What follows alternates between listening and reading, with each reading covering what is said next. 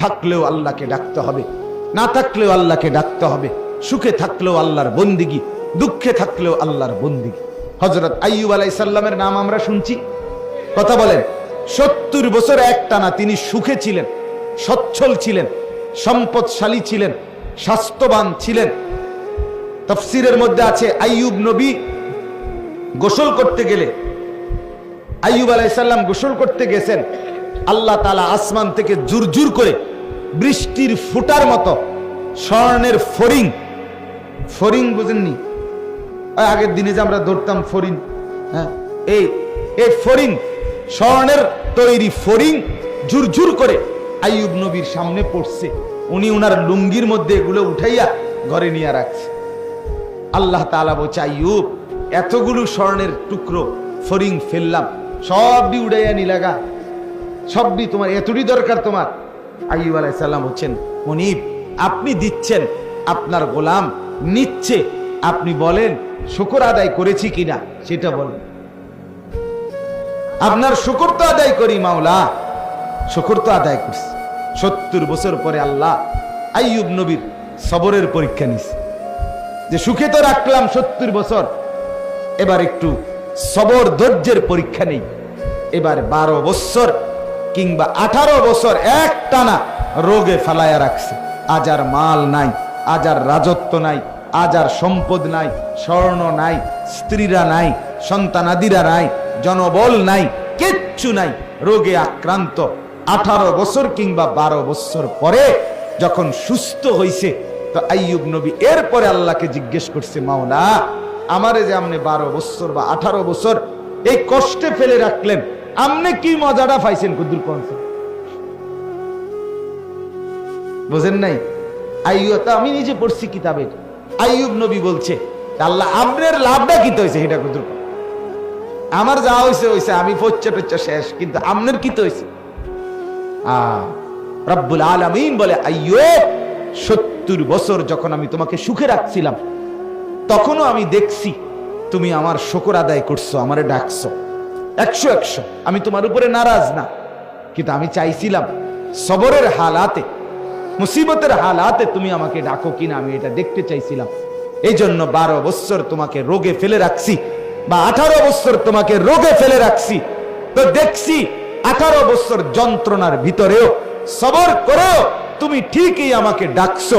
তবে এবার শোনো আমার লাভ, আইয়ুব, 70 বছর সুখে থাকতে তুমি আমাকে যেমন ডাকছো, আল্লাহর কসম, আল্লাহ বলে, আমার জাতের কসম, আইয়ুব, 18 বছর বেদনায়, যন্ত্রণায় আর রোগে আক্রান্ত হয়ে আমারে যেই ডাকছো, আমি আল্লাহ 70 বছরের সুখের ডাকের চাইতে 12 বছরের কষ্টের ডাকে মজা পাইছি বেশি। আমি আল্লাহ স্বাদ পেয়েছি। বেদনার এক এক ডাক আমার আরশে আজিম পর্যন্ত পৌঁছে গেছে। তখন তোমার কলিজা ছেঁড়া ডাক, ব্যথা ভরা ডাক। হ্যাঁ, আমার 2 মাস, আমার এই পাও ভাঙ্গে গেছিল একবার মোটরসাইকেল অ্যাক্সিডেন্টে, একবারে ভাঙ্গে গেছিল এই হাড্ডি। আমি 2 মাস বিছানায় ছিলাম। 2 মাস আমারে হসপিটাল থেকে আইনা ঠিক যেই জায়গায় বসাইছে বাসায়, এই এক জায়গাতেই আমি 2 মাস ছিলাম। এখান থেকে আর নড়িও নাই, চড়িও না, পেশাব পায়খানা নামাজ সবকিছু এখানে, খানা টানা সবই এখানে, কবরের মতো এখানে, ঠিক যেন কবরে আইনা বসে, একদূর জায়গায় যেখানে বসে।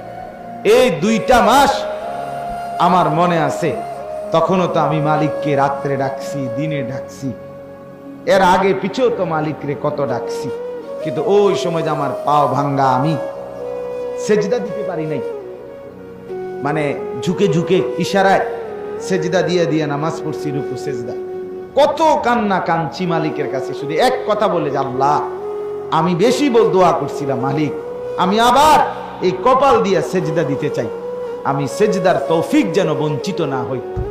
যেদিন আমি আপনার প্রথম এরপরে সেজদা দাঁড়াইয়া কপাল দিয়া দিতে পারছি 3 মাস, 3.5 মাস পরে, তখন আমি সেজদা দিয়েই সালাম ফিরাইয়াই নামাজের, আমার বিবি বাসায় ফোন করে বলছি, একবারে চিৎকার করে জোর আওয়াজে, যে আমি আজকে সেজদা দিতে পারছি, আলহামদুলিল্লাহ।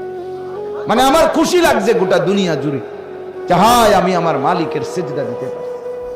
তাহলে আমার বন্ধু, আল্লাহকে ডাকার মধ্যে সুখ বেশি, মজা বেশি। সুখে আছো, দুঃখে আছো, দুনিয়া ভোগ করে তুমি দুনিয়াতেই থাকতে পারতা না। আল্লাহকে নারাজ করলেও যেতে হবে, আল্লাহকে রাজি করলেও যেতে হবে, কোনো সন্দেহ নাই ভাই। নাফরমানেরও মৃত্যু হয়, মদখোর, নেশাখোর, জুয়াখোর, ফেন্সিখোর, বাবাখোর, ডালখোর, গাঁজাখোর, এদেরও মৃত্যু হয়, হয় কি না বলেন না কেন? জিনাকার, বেবিচারী, বেপর্দা নারী, ওই অসভ্য মহিলা, এগুলোরও মৃত্যু হয়। হারামখোরের মৃত্যু হয়, সুদখোর, ঘুষখোরের মৃত্যু হয়, এই নাফরমানদেরও মৃত্যু হয়। মৃত্যু ঠেকাইতে পারতা না, দুনিয়ায় তুমি থাকতে পারতা, তুমি থাকতে পারতা। আল্লাহ তাআলা কোরআনে বলছে, বান্দা তুমি কি ভেবেছ আমার কাছে আসতে হবে না? না বলেন, হ্যাঁ বলেন না, উত্তর দেন ভাই, ছেলেরা তোমরা উত্তর দাও তো। আল্লাহ তাআলা বলেন, কি ভেবেছো বান্দা আমার কাছে আসবা না? তোমরা আসতেই হবে, আসতেই হবে। ডাকলেও আসবা, না ডাকলেও আসবা, মানলেও আসতে হবে, না মানলেও আস। তোমাকে আমি ফিরিয়ে আনবই এবং তোমার জিন্দেগি আমি দেখাবো। আহসাহুল্লাহ ওয়া নাসুহু, আল্লাহ বলেন আমি গুনে গুনে রাখছি বান্দা, তুমি ভুলে গেছো। হারাম খাইছো, হারাম করছো, তুমি মনে করছো দুনিয়াবাসী জানে না? তুমি জানে না আমি গুনে রাখছি। রাত্রি গভীরে উলঙ্গ ছবি দেখছো, কেউ দেখে নাই? হ্যাঁ, কেউ দেখলেই কি না দেখলে কি, তোমারে যিনি ফিটবো উনি তো দেখছে।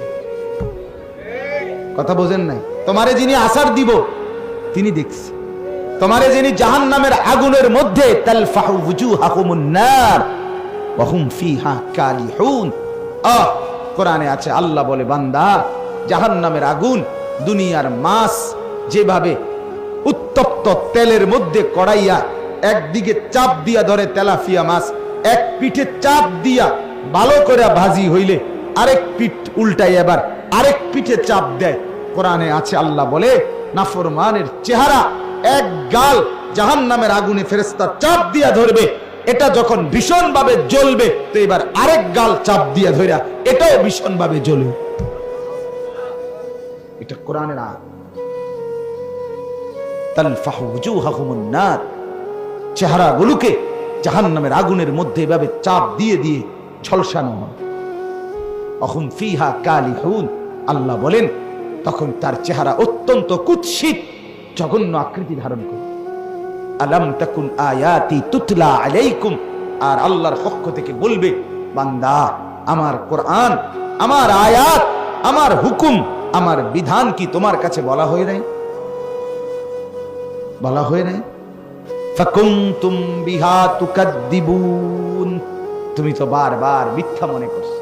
হ্যাঁ, তুমি মনে করছো হুজুর রেডি কয় আর, হুজুর রেডি কয় আর, এটা হইতো না, এটা হইতো না মনে করো, কিন্তু তুমি তো বাঁচতা না, তো কি লাভ হইল? আমি প্রায় বলি পৃথিবী যদি আরো আধুনিক হয়, মনে করেন একেবারে পৃথিবী যদি অত্যাধুনিক হইয়া সব মানুষ আগামী 100 বছর পরে 200 বছর পরে চাঁদের দেশে জায়গা, মঙ্গল গ্রহেই চলে গেছে পৃথিবীর সব মানুষ, তো হইলে গেছে গা আর কি, তুমি তো নাই। কথা বলেন, আমি মরে যাব কিনা বলেন না, আপনি মরবেন কিনা বলেন না, তো আমনে মরে গেলে পৃথিবী চাঁদের দেশে গেলে কি আর মঙ্গল গ্রহে গেলে কি, আমি তো নাই।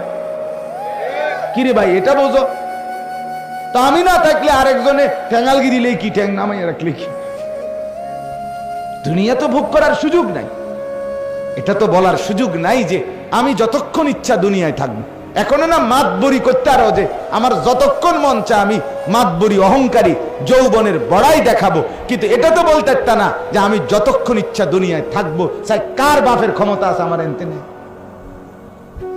এমন শক্তি আছে কারো আমার? তাইলে ভাইয়া বড়াই করছো কেন, অহংকার করছো কেন? সামান্য সুস্থতা আল্লাহর দান, যৌবন আল্লাহর দান, স্বাস্থ্য শক্তি আল্লাহর দান। তুমি দেখো না ভাইয়া, কখনো কোনো দিন সামান্য পেটে অসুখ হইলে, পাতলা পায়খানা হইলে 5 বার 6 বার 1 ঘন্টায়, তো তোমার মতো শক্ত সামর্থ্য যুবক যে গোটা দুনিয়া দৌড়াইয়া বেড়াও, তুমি সোজা হয়ে যাও বিছানায়, তো তুমি বুঝো না তুমি কত অক্ষম? তোমার কি হাত খুলে গেছে না পাও খুলে গেছে, পায়খানা না বাইরে? পায়খানার কাছে তুমি কত অসহায়। পায়খানা বাইরে হইলে তোমার 5-6 বার তুমি শুইয়ালাও, দুর্বল হয়ে যাও। তুমি মাতবরি দেখাও, অহংকার দেখাও কিভাবে বেটা? এক বুজুর্গের কথা শুনেন, কিতাবে আমরা পড়ছি। এক আল্লাহওয়ালা ব্যক্তি যাচ্ছিলেন, তো উনার সামনে এক যুবক খুব অহংকার করে হাঁটতেছিল। তো উনি বললেন, যুবক, জমিনে অহংকার করে হাঁটো না, বিনয়ের সাথে হাঁটো। তো ওই যুবক উনাকে ধমক দিছে, এই মিয়া, চেনেন আপনি আমি কে? আমা তাআলাম, আপনি জানেন? আতারিফুনি মান আনা, আপনি চেনেন আমাকে, আমি কে? কথা বললেন। তখন ওই আল্লাহওয়ালা ওনার এই যুবককে বলছে, হ্যাঁ যুবক, আমি চিনি তোকে, আমি চিনি বেটা তোকে, তুই শোন আমার কাছে, তুই কে? তো বলছে, বলেন আপনি। বলছে, তুই হলি প্রথম তুই হলি 1 ফোঁটা নাপাক দুর্গন্ধময় বীর্য। এরপরে তুই হইলি কিছুদিন পরেই একটা পচা দুর্গন্ধযুক্ত একটা মরা লাশ। আর মাঝখানে এখন তোর পেটের মধ্যে আছে কিছু পায়খানা। এই হলি তুই। তোর শুরুটাও ছিল নাপাক, এখনো তোর পেটে আছে নাপাক। তুই অচিরেই একটা পচা দুর্গন্ধযুক্ত লাশ হয়ে পড়ে থাকবি। এই হলো তোর পরিচয়। কিতাবে লিখছে, যুবক তখন মাথা নোয়ায়, হায়, সে তো আমার আত্মপরিচয় বলে দিল। অহংকার কিসের ভাইয়া? আলাইসা ফি জাহান্নামা মাসওয়াল লিল মুতাকাব্বিরিন, আল্লাহ তাআলা বলেন, জাহান্নাম অহংকারীদের নিকৃষ্ট ঠিকানা। প্রত্যেকটা গুনাহ অহংকার। বাতারুল হক, নবীজি বলছেন অহংকার কাকে বলে? নবীজি বলছে বাতারুল হক, হককে গ্রহণ করতে অস্বীকার করা, আল্লাহর হুকুম রাসূলের তরিকা মানতে অস্বীকৃতি করা, এটাই অহংকার। আর আল্লাহ বলছে অহংকারের ঠিকানা, গন্তব্য জাহান্নাম। জাহান্নাম ওয়া গামতুন নাস। আর 2 নাম্বার অহংকার হলো অপরকে তুচ্ছ-তাচ্ছিল্য করা, নিজেকে বড় মনে করে। 1 নাম্বার হলো হক মানতে অস্বীকার। এখন নামাজের ওয়াক্ত, আজান হচ্ছে, আল্লাহ ডাকছে, হাইয়া আলাস সালাহ, বান্দা তোকে আমি বানিয়েছি, তোকে আমি ডাকছি, তুই বললা না আমি যাব না।